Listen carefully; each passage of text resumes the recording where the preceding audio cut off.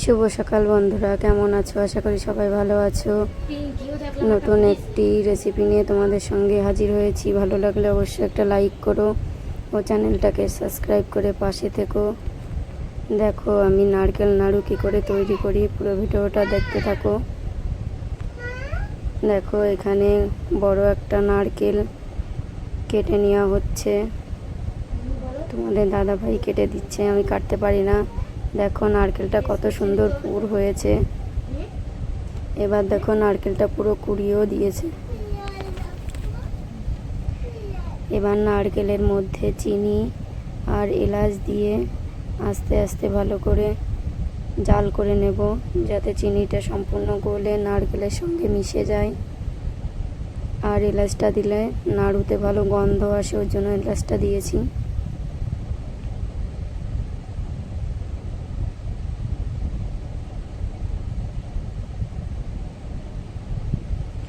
নারকেলের থেকে দেখো কত সুন্দর জল বেরিয়েছে, আর চিনিটাও পুরো গলে গেছে, গলে নরম হয়ে গেছে।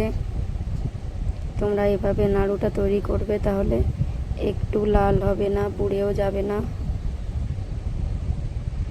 দেখো অনেকটা মাখা মাখা হয়ে এসেছে, অনেকটা রেডি হয়ে গেছে। এবার আমি নামিয়ে নেব। দেখো এখানে নামিয়ে নিয়ে আমি গোল করছি, কত সুন্দর গোল হচ্ছে, গন্ধটাও সেই সুন্দর আসছে। এবার সমস্ত নাড়ুটা আমি তৈরি করে নেব।